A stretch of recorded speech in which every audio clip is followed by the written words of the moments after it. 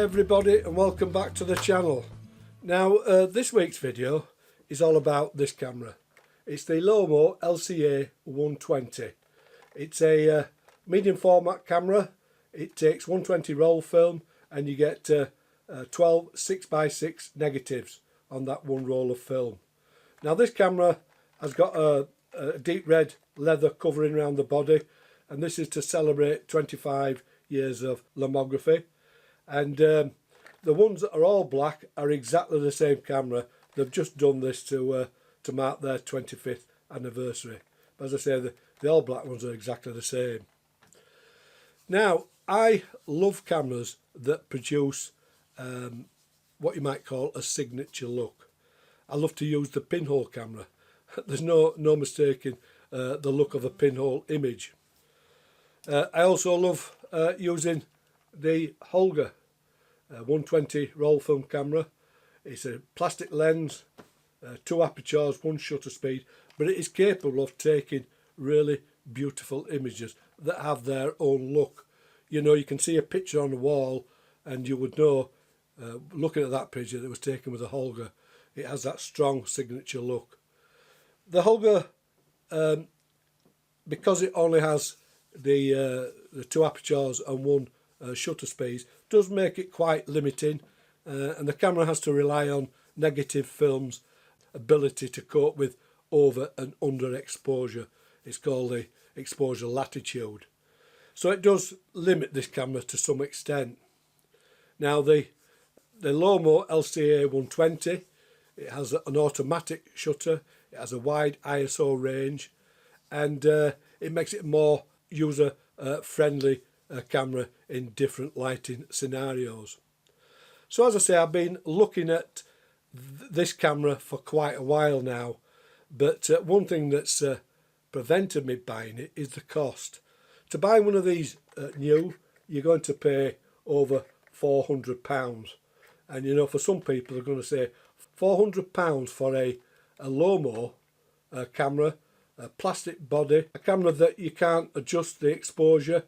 You can, I'll show you in the second part of the video how you can overexpose and underexpose the camera, but basically there's not a lot of control over the exposure. It's all done automatically. The plastic build quality don't bother me that much. It's quite a sturdy camera.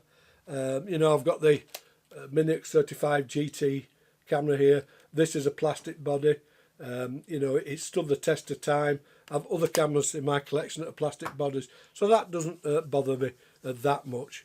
But the thing that stopped me, as I say, buying it was the cost. So I was looking on eBay a couple of weeks back and I saw one coming up for auction. They're quite difficult to get hold of these days, and the cost was quite a bit less than buying new, although this camera is new. It was never been used, all boxed up. So it was buy now or best offer. I put a best offer in and it was accepted. So now I'm the proud owner of the Lomo LCA120 wide angle roll film camera. Now when you think more deeply about, this is the way I looked at it, when you think about what this camera offers and then you look at what's out there that can compete with it, there isn't that many cameras that offer you know, fully automatic exposure, a quality lens, and in such a small light package. The only camera that I can think of that could well compete with it is the Hasselblad wide camera. That has the same focal length as this camera, 38mm. It also has the same maximum aperture of f4.5. But the Hasselblad doesn't have an inbuilt light meter. You have to carry a separate light meter. It's a lot heavier and it's going to cost you literally hundreds and hundreds of pounds more than buying this camera. And I think if you saw images of the same subject taken with the LCA120 and the Hasselblad at a correct viewing distance, you're not going to see that hundreds of pounds difference. So when you start to look at it that way, it makes the LCA120 more of a viable camera to buy if you like the idea of shooting wide angle on medium format. The other thing that I do like, and this applies also to the Hasselblad, is the fact that it's a 38mm lens, it's 21mm in 35mm terms. But because you get that much in the actual negative itself, and because it's medium format, that you do get the chance to recompose by cropping, whether you do it on a scanner, on a computer or in a darkroom. As long as you're not cropping in too much, you're not going to see dramatic loss in quality because of that negative size. So I see that as an advantage. So taking it all in, I think, yes, when you look at the camera, the way it's built, it's a Lomo camera. It's not a Pentax, it's not a Sony or a Leica. It's a Lomo camera. But when you look at it in the way that I've looked at it, the camera itself does seem to be quite good value for what you get. Now, I've been out with the camera. I only bought this a week ago. I've been out with the camera twice. The first time I went out, I can say I thoroughly enjoyed it. I developed the negatives and I was very, very surprised with the quality of the images I got from the camera. I was really impressed the way the light meter worked. So what I'm going to do in this video, in the first part of the video, I'm going to show you the pictures that I took on that first outing, and then I'll show you around the camera and tell you how it works and what I think about the camera. And then the last part of the video, I'm going to show you the images I took on the second outing, and I think you'll find that those images are a little bit better than the first ones, because I simply had to get used to using this camera, using the zone sort of focusing on it, and just generally getting used to how the camera works. So I'll show you those images now, but I can definitely say that this is one of the most enjoyable cameras that I've ever used, the Lomo LCA120.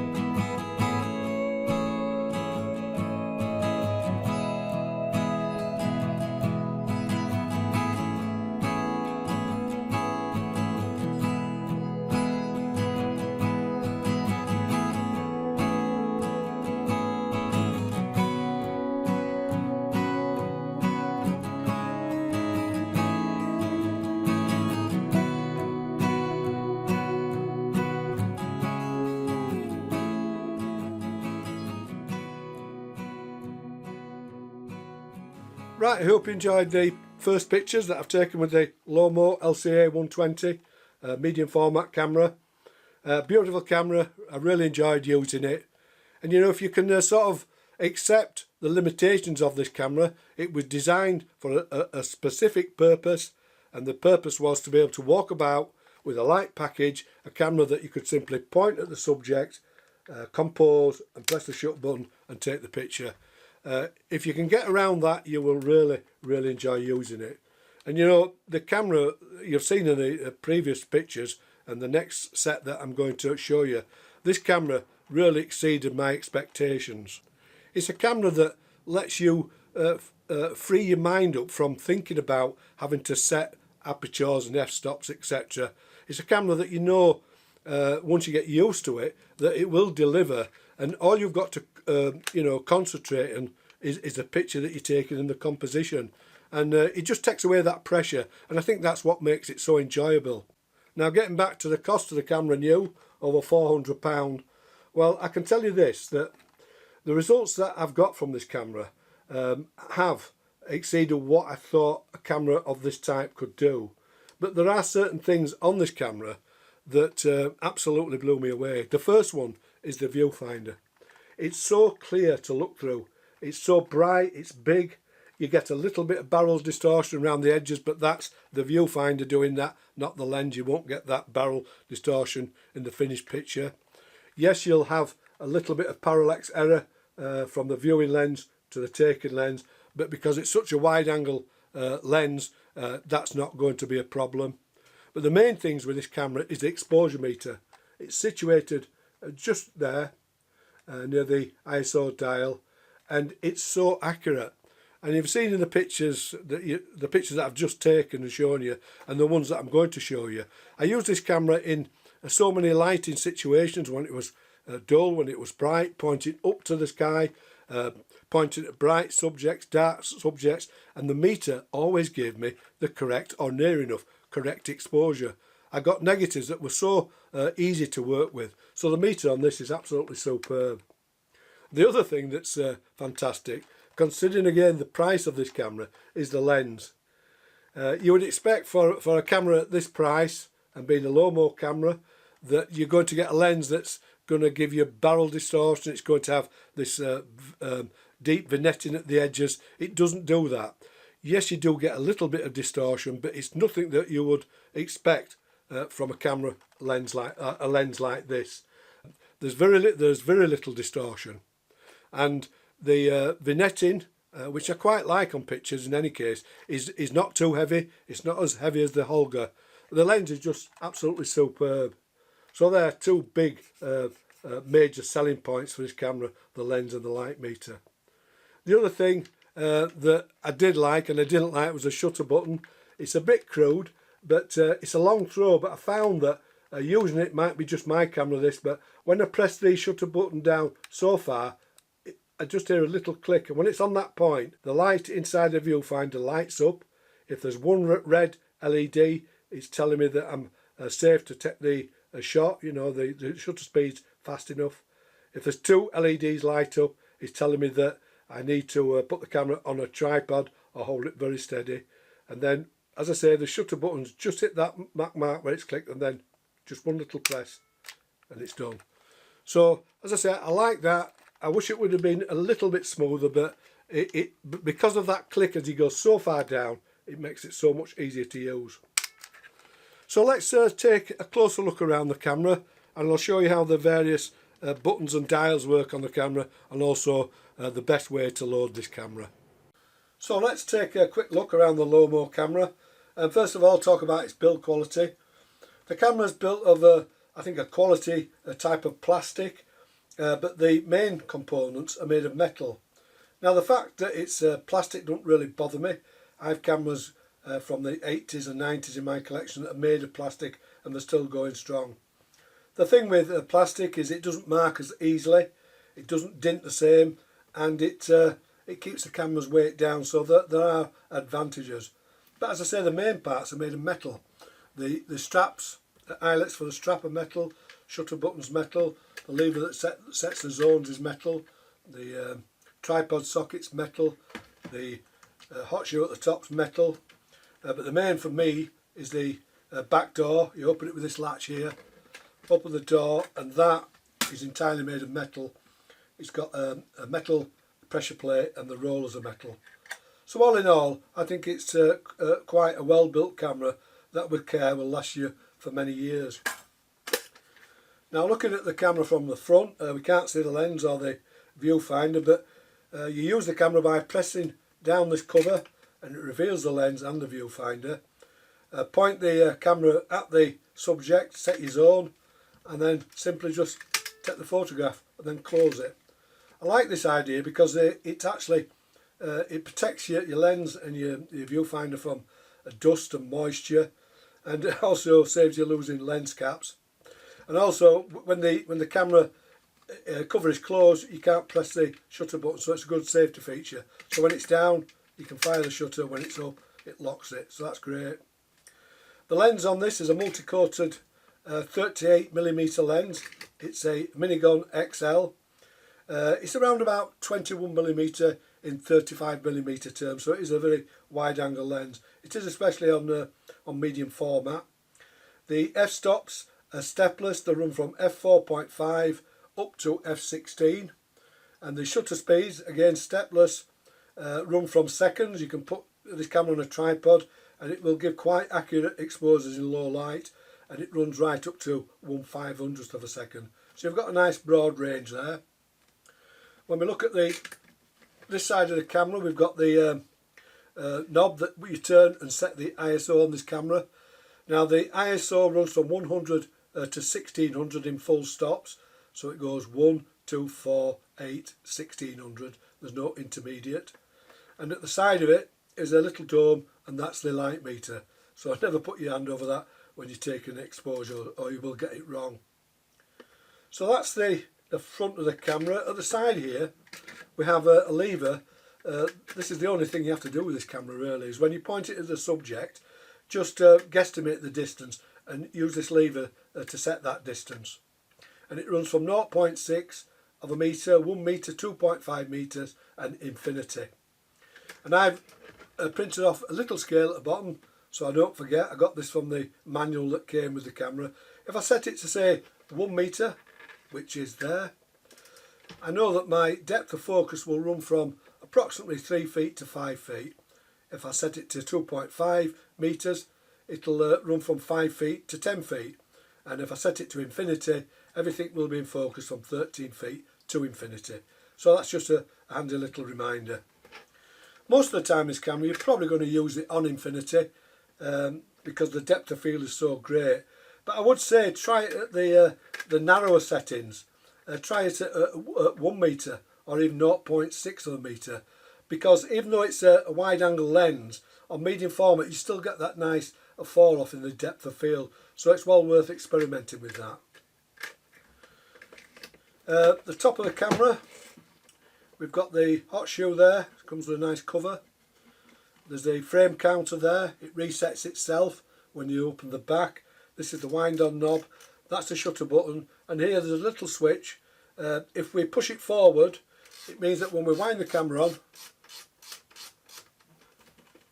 open the front cover, we can take one shot, but we can't take another until we've wound on. But if you want to do multiple exposures, just pull that switch back and you can take as many exposures on that one frame. So that's a nice feature. Now the viewfinder, it doesn't have any indication of shutter speed or aperture. You've just got to trust this camera. And it's just got 2 LEDs in the viewfinder. So when you press the camera down, when you see 2 LEDs lighting up, it's telling you that the shutter speed is too low for hand holding and you could get a blurred picture. So in other words, use it on a tripod. But if you get one LED, let's see if I can get it to do that. Yeah, no, it won't. Yeah, there we are. If you get one LED like we can see here, if you can see that, it means the camera is ready to take the exposure and the shutter speed is fast enough to hand hold. So it's great. There's not too much information in the viewfinder. It's bright and clear, and it's really nice and relaxing to look through it, even if you wear glasses. So let's show you how to load the film. You open the back with that little latch there, and this way it can be a little bit of a problem with this camera. If you wind on to where they tell you to do, it's a little triangle there, you'll find, because the way the camera spaces the negatives, it's a little bit erratic, you're probably not going to get 12 exposures. You might get 11 or 11 and a half. So the workaround for that is to wind the start mark further away, round about this area, and I'll show you how that's done. The loading of this camera can be a little bit tricky, with 2 little latches that release these catches here, if you can see them. That enables you to put the film in. But one thing you have to remember, they've got like a sloping edge to them, and most make sure that that sloping edge is facing to the back of the camera, and that will help you when you put the film in. Let's see if we get that one there.